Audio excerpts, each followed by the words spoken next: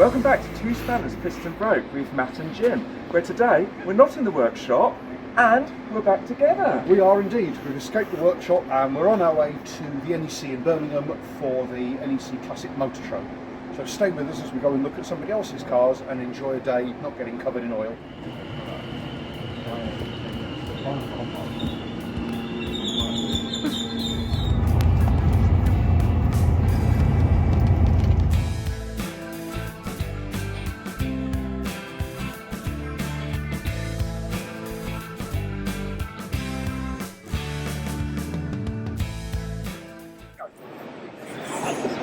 Right, welcome back to Two Spanners, Piston Broke, where we're here at the Birmingham N.E.C at the Classic Car Show. It's been a fantastic day out. We travelled up from London this morning on the train, and we've already enjoyed looking at so many wonderful exhibits, which you'll get to enjoy later. What we have done is found ourselves here at the MG Owners Club, who, well, as you know from the channel, have been a fantastic supporter of us over the last 12 months with Dottie, and hopefully moving into the future with Rosie. I think it's really good. Definitely an indication of the way forward. It's really good to have a look round that we can dream about the list of dream cars, the things we like if we win garage space and budget allowed. So just having a little look round, getting a few parts that we give you some ideas for some upcoming projects. And I think one of the things that you've looked for are some sort of classic car appropriate tyres. So that's something that we're going to be doing with Rosie in the future. Yeah, so we're going to look for something. The car's got modern tyres on it. To show it's really on suitable for the car. So we're going to chat with the guys at Rockford Tyres and we'll head back to them soon for something a little bit more period direct. So again, stay tuned and watch that in the next video.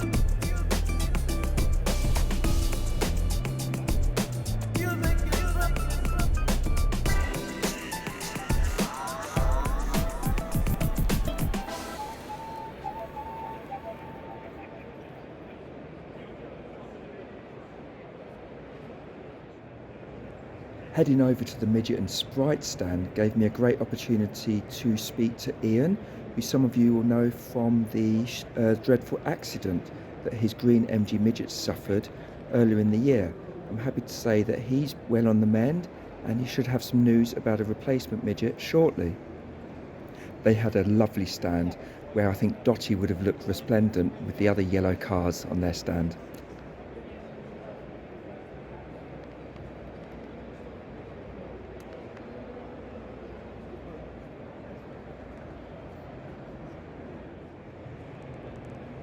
One of the other stands that we went to was the MGB stand, which had some lovely V8s and a 1800 GT with an Ozelli cylinder head.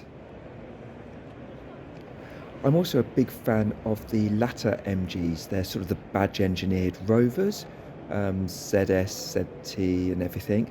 I really like those. I used to go up to the touring cars and watch them going around with Andy Reid. So it was great to see some of the last remaining rust-free examples.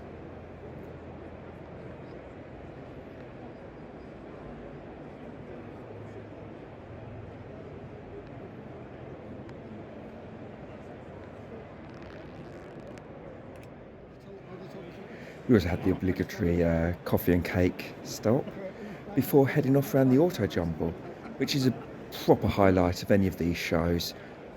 Managed to find one or two things, but not the things that we were looking for. Still, pockets were full and the wallet was empty by the end of the day. I've also got to put a shout out to Dad's Cars, the YouTube channel. He had a lovely stand where he allowed people to just have their kids run around and play about.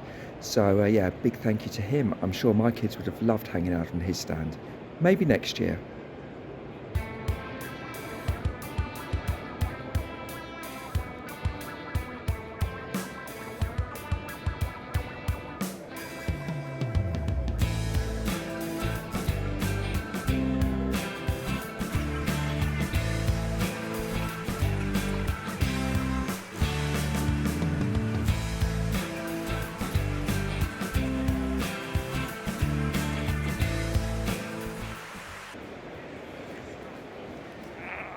I'm live streaming to my world.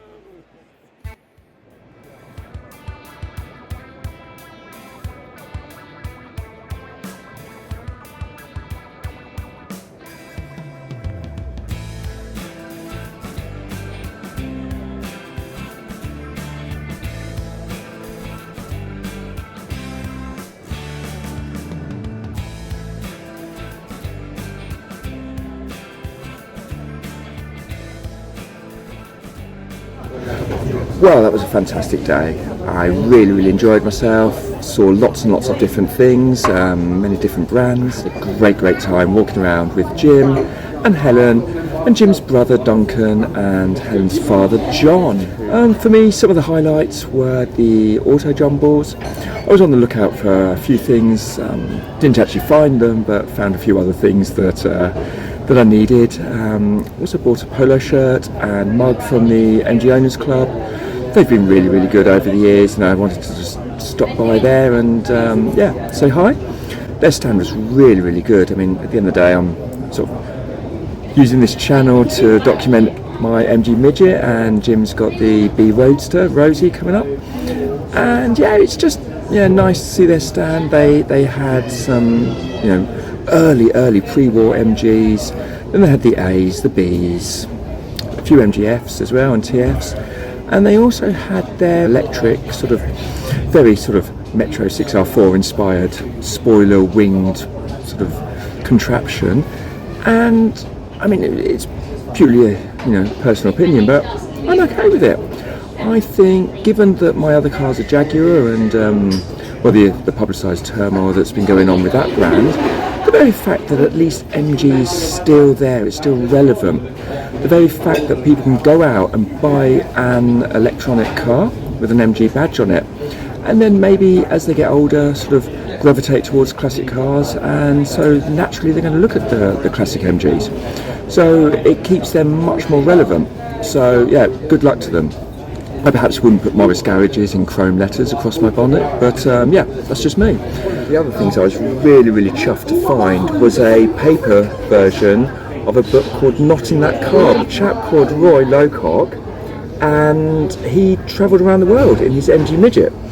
So I'm really happy about that. I'm looking forward to reading it. There's some fantastic sort of pictures where he's gone through Pakistan and South America.